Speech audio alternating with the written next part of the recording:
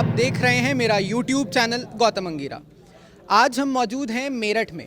मेरठ शहर विधानसभा से प्रत्याशी हैं कमलदत्त शर्मा जी। तमाम बातें हैं, तमाम माहौल में गर्माहट है। इस पर हम जानेंगे इनसे कि क्या है इनका इस चुनाव में मत और इस बार चुनाव में क्या मुद्दे बनते नज़र आ रहे हैं। सबसे पहले मैं जानना चाहूँगा आपका नाम। मेरा नाम दीपक शर्मा है। तो आपके हिसाब से क्या मुद्दे बनते नज़र आ रहे हैं इस बार? देखिए, मुद्दा तो केवल विकास का है, इंफ्रास्ट्रक्चर का है, सुशासन का है, सुरक्षा का है और ज़मीन पर कार्यकर्ता को क्या लाभ मिला है, कितने लाभार्थी हैं, ज़मीन तक क्या विषय पहुंचा है, अंत्योदय की योजना को लेकर जो भारतीय जनता पार्टी मैदान में है वो कहां तक सफल हुई है, ये विषय। जब बात आती है कार्यकर्ताओं के सम्मान की तो कहीं ना कहीं ऐसा भी तो देखा गया है कि जब दूसरी पार्टियों से लोग आते हैं तो उन्हें एकदम से शीर्ष पर बिठा दिया जाता है और अपने कार्यकर्ता जो हैं वो सिर्फ दीवार पोतने के समय याद आते हैं। तो क्या ये भाजपा में चल रही है बात? नहीं, ऐसा कुछ नहीं है। देखिए, यहाँ पर इस मेरठ शहर की अगर हम बात करें तो मेरठ शहर में शीर्ष नेतृत्व पे आदरणीय डॉक्टर लक्ष्मीकांत वाजपेयी जी रहे हैं। प्रदेश में उन्होंने प्रदेश का नेतृत्व किया है, मंत्री रहे हैं, 4 बार विधायक रहे हैं, लगभग 8 बार इलेक्शन लड़े हैं। तो जब जमीनी कार्यकर्ता को ऊपर तक, शीर्ष तक ले जाने की जो व्यवस्था है, जो लोकतंत्र है, अगर आप शहर विधानसभाओं की जिस जगह आप खड़े हैं, मेरे पीछे आदरणीय कमलदत्त शर्मा जी का चित्र लगा है। ये इनकी जो पृष्ठभूमि है, इनके घर में कोई भी राजनीतिक व्यक्ति नहीं है। ये पहले व्यक्ति हैं जिन्होंने बिल्कुल निचले स्तर से काम किया है, पायदान से, और जनता की सेवा करते करते संगठन ने इनको उस नेतृत्व को देखा, इनकी वो क्षमता देखी, उस क्षमता के अनुसार इनको शहर विधानसभा का प्रत्याशी बनाया। वो एक अलग बात है, स्वाभाविक बात है। जब हमें लगता है कि किसी में गुणवत्ता है और कोई आदमी हमारे पास हमारे को ज्वाइन करना चाहता है, हमें स्वीकार करता है, तो हम उसको उसका सम्मान जरूर देते हैं और बाद में अगर उनको कोई विकल्प नज़र आता है तो ये उनकी समझ है। बाकी हमारे पास ना तो कार्यकर्ताओं की कमी है, ना नेतृत्व करने वालों की कमी है, ना संगठन करने वालों की कमी है। हमारे पास लीडरशिप भी अपनी है। यहाँ किससे टक्कर नज़र आ रही है? यहाँ हमारी बहुजन समाज पार्टी के जो इस समय है नेता, जो भी इलेक्शन लड़ रहे हैं। और क्या लग रहा है इस बार जीत अगर होती है तो कितनी की लीड जाएगी? देखिए, पहले तो आप ये समझ लीजिए, जीतना तो 100% हमारा तय है, लेकिन आप दूसरी बात चीज़ लीजिए। मेरठ की अगर बात करें तो मेरठ अपने आप में केंद्र है। अगर विकास के मॉडल पर अगर देखा जाए, जो लोग मेरठ के स्थानीय निवासी हैं, केंद्र सरकार की बात करें या प्रदेश सरकार की बात करें, मेरठ में 2014 में केवल एक एक्सप्रेस हाईवे था जो मेरठ से मुजफ्फरनगर जाता था। आज की तारीख में अगर आप मेरठ को ही देखें तो मेरठ से पौड़ी, मेरठ से बागपत, करनाल, मेरठ से शामली, मेरठ से अलीगढ़, मेरठ से आपका पौड़ी होते हुए मेरठ से दिल्ली एक्सप्रेसवे, और सबसे बड़ी बात क्या है, हिंदुस्तान का, एशिया का सबसे पहला प्रोजेक्ट RRTGS रैपिड रेल जो प्रोजेक्ट है वो मेरठ को सौभाग्य मिला है। सुरक्षा की बात करें तो कोई बड़ा मनचला, कोई अपराधी, किसी भी प्रकार का यहाँ से अपराधीकरण उत्तर प्रदेश से समाप्त हो गया है। मेरठ की तो बात छोड़ दीजिए, किसी स्कूल के बाहर भी कोई मनचला आपको खड़ा हुआ नहीं मिलेगा। अगर आप बिजली की बात करें तो निर्बाध 24 घंटे बिजली की मिल रही है। तो जब इस तरीके की चीज़ें यहाँ पर मिल रही हैं तो जनता किसको स्वीकार करेगी? जनता को लाभ किसमें? मेरठ शहर में जल भराव की बहुत ज़्यादा समस्या है। मैं जब लोगों से बातचीत करने गया तो इस पर क्या स्टैंड होगा? 100% देखिए, जो प्रत्याशी हैं इस समय कमलदत्त शर्मा जी हैं, 100% इन नेतृत्व करेंगे और भारतीय जनता पार्टी के विधायक बनेंगे।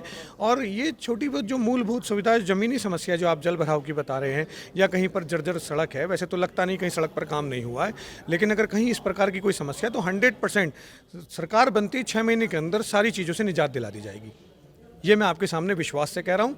और आपके जो YouTube के चैनल के जो सुनने वाले हैं उनको भी मैं बड़े विश्वास से कह दे रहा हूँ, आप इस मेरी बात को चला दीजिएगा। अगर 6 महीने बाद आपको कोई समस्या लगती हो तो आप एक बार हमसे संपर्क कर लीजिएगा। आपके माध्यम से जनता को बता दे रहा हूँ कि जो छोटी से छोटी समस्या होगी उसको बिल्कुल ज़मीनी स्तर से समाप्त किया जाएगा। लोकदल का सपा के साथ जाना यहाँ पे कुछ प्रभाव डालेगा? मैं ये कहूँगा, देखो, लोकदल तो पहले से ही अपने आप में एक, आप भी शायद मेरे से ज़्यादा जानते होंगे, लोकदल की जैसी राजनीति रही है कि ये, इन्हें तो मैं राजपूत कहूँगा, ये तो हमेशा इनका तो यही मामला रहा है, ये कभी किसी के साथ नहीं रहे और ना भी इनका कोई प्रभाव रह गया है। आप भी इस बात, फिर भी कहीं ना कहीं जाट जो है खफा है, किसान जो है वो थोड़े अभी भी खफा हैं कि 750 किसानों को जो है दुर्भाग्यपूर्ण उनकी मृत्यु हुई। तो इसका कुछ ना कुछ प्रभाव अगर यहाँ दिखे विधानसभा में? मैं इसमें ये कहना चाहूँगा, मैं भी पश्चिमी उत्तर प्रदेश से बिलोंग करता हूँ और मैं भी देहात का रहने वाला हूँ। लगभग महीने में 2-4 गाँव में मेरा जाना रहता है। जो देखो ठीक जाट है वो तो भारतीय जनता पार्टी के साथ है, और बाकी जो कह लो किसान यूनियन या अन्य जो दल इनके संगठन बने हुए हैं वो कहीं भी जाएं वो स्वतंत्र हैं और वो राजनीति कर रहे हैं किसानों के नाम पे। मैं कहूँगा ऐसा नहीं करना चाहिए। वो देश को भ्रमित करने का काम कर रहे हैं। अभी तक जो ये किसानों ने संगठन बना के, ये ना तो जाटों के हित में है ना समाज के हित में है, ये अभी तक जो है भ्रमित करने का काम कर रहे हैं। और मैं मानता हूँ जाट बहुत समझदार है, जो जाट है वो भारतीय जनता पार्टी से जुड़ा हुआ है और ये मुझे पूर्ण विश्वास है। अच्छा, एक चीज़ और आ रही है, जो छुट्टा पशु घूम रहा है उसकी वजह से किसानों को बड़ा नुकसान हो रहा है। तो लगातार क्षेत्र में लोग ये कह रहे हैं कि ये काम बहुत गलत हुआ है, कि मतलब उनकी व्यवस्था सही से नहीं की गई। इसमें मैं एक बात और कहना चाहूँगा, ये जो लोग इस तरह का माहौल बना रहे हैं या माहौल क्रिएट करने का प्रयास कर रहे हैं कि छुट्टा पशु, एक टाइम था जो हमारे हिंदू संगठन और हमारी भारतीय जनता पार्टी भी, हम इस बात का विरोध करते थे कि बैल और गाय काट दिए जाते थे, ढूंढे नहीं मिलते थे। मैं धन्यवाद करना चाहूँगा माननीय योगी जी का कि आज सड़क पे गौ माता दिखाई देती है, दिखती हैं, पर उनकी उचित व्यवस्था की जाए। मैं इस पे भी कहना चाहूँगा, हमारे माननीय योगी जी ने इस पे भी बहुत अच्छी व्यवस्था की है। नगर निगम के माध्यम से गौशालाएँ बनवाई हैं और बड़ा सीधा सा एक मैसेज भी है, अगर आपको कहीं आवारा पशु घूमते दिखाई दे रहे हैं तो नगर निगम से संपर्क या जिला पंचायत से संपर्क करके उनके रहने की व्यवस्था। लेकिन उन्हें प्रॉपर्ली मॉनिटर नहीं किया जा रहा है, क्योंकि कई बार ऐसा हो रहा है पैसा खा लिया जा रहा है, चारे का सारा अंदर जो है, जो अधिकारी हैं सरकारी अधिकारी, वो सारा चारे का पैसा अंदर कर जा रहे हैं। देखिए दोस्त पत्रकार बंधु जी, मैं इसमें निवेदन करना चाहूँगा कि हमारे माननीय मुख्यमंत्री जी की तरफ से कोई योजना बनाने में कमी नहीं है, और अगर अधिकारी उसकी व्यवस्था ठीक से नहीं कर पा रहे तो मेरा मानना यह है कि कहीं ना कहीं उसमें अधिकारी भी दोषी हैं। जी वो हैं, लेकिन कहा जाता है जब भी किसी सरकार में कोई कमी, मतलब सरकार के समय कुछ ऐसी चीज़ होती है तो उसमें सरकार की भी जिम्मेदारी होती है। तो क्या उन्हें कुछ ऐसी कमेटी, चाहे फिर आप ही की पार्टी के नेताओं की कमेटी बनाए, जो अधिकारी को थोड़ा सा देखे कि वो लोग सही से काम कर रहे हैं या नहीं कर रहे हैं, वो रिपोर्ट्स बना के भेजें, जनता के बीच से कोई इस तरह की कमेटी बने जो उस चीज़ को मॉनिटर करे, तो ऐसा कुछ होना चाहिए। ऐसा चल रहा है। हमें देखो एक बात सुनो, महीने में 2-4 बार कॉल आती हैं हमें भी स्वयं कि एक गाय यहाँ बीमार पड़ी है, एक गाय यहाँ या कोई पकड़ के ले जा रहा है। अभी भी इस तरह की घटना सामने हैं, लेकिन हम लोग उसे इशू नहीं बनाते। अभी भी हम महीने में 2-4 गायें गौशाला में भिजवाते हैं। 2-4 आवारा जो मतलब कह रहे हैं बिजार वगैरह हैं, उन्हें भी, उनकी भी व्यवस्था हम लोग करते हैं। अपने स्तर से हम लोग कर रहे हैं। बाकी जो ये माहौल ख़राब करने का काम कर रहे हैं लोग बाग सरकार के खिलाफ, मैं तो केवल अपने मतदाताओं से और अपने भाइयों से और बहनों से ये कहना चाहूँगा कि इनकी बातों में ना आए, और इस बात का कोई विषय नहीं है। गांव में पहले भी गायें रहती थी और अभी भी हैं, तो कोई इस बात को इशू बनाने की ज़रूरत नहीं है। मैं आपसे जानना चाहूँगा आपका नाम। मेरा नाम वीना गर्ग, भारतीय जनता पार्टी से मैं पार्षद हूँ, वार्ड 42 जयनगर से। तो क्या लग रहा है इस बार आपके जो वार्ड है, आपके वार्ड में क्या स्थिति है? बहुत अच्छी स्थिति है और मैं तो समझती हूँ 100 में से 100 हमारी वोटें बीजेपी को ही पड़ेंगी।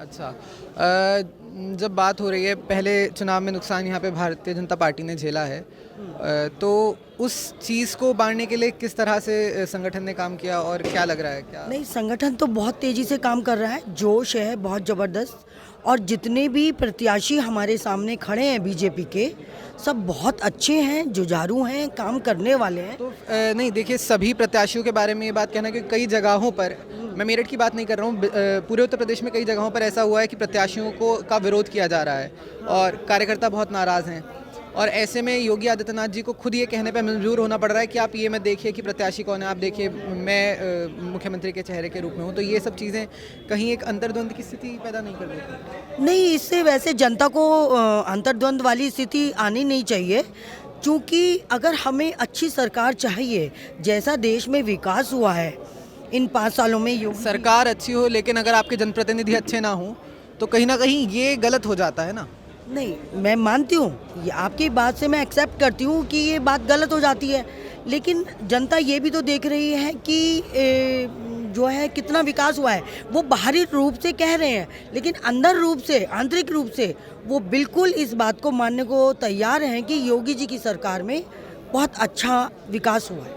आप महिला हैं, प्रियंका गांधी इस बार नारा लेकर आई हैं, लड़की हूँ लड़ सकती हूँ, तो इस चीज़ को आप कैसे देखती हैं? नहीं, अच्छा है, अगर उन्होंने ऐसी सोच रखी है तो बहुत अच्छी सोच रखी है। महिला को आगे आना चाहिए, मैं तो खुद कहती हूँ कि महिला को आगे आना चाहिए, लेकिन अगर उन्होंने कहा कि भाई महिलाएं आएँ तो उससे भी काम नहीं चलता है। सभी के दोनों के सहयोग से ही काम चलता है। इस विषय पर मैं ये कहना चाहूँगी। राकेश गौड़।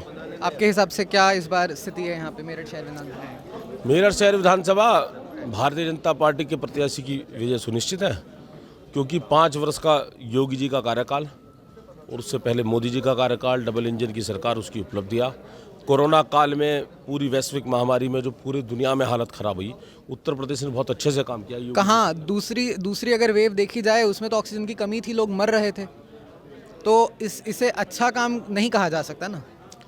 ऑक्सीजन की कमी का जो वो कालखंड है वो मात्र 3 दिन का है, और 3 दिन के बाद जितनी बड़ी आबादी है और जितना इंफ्रास्ट्रक्चर में जो दुनिया का जिसे कहना चाहिए मेडिकल इंफ्रास्ट्रक्चर का सबसे बड़ा देश, वहाँ हमसे ज़्यादा 12 गुना कैजुअलिटी होनी, और इतनी कम कैजुअलिटी के साथ सब चीज़ों को मैनेज कर लेना।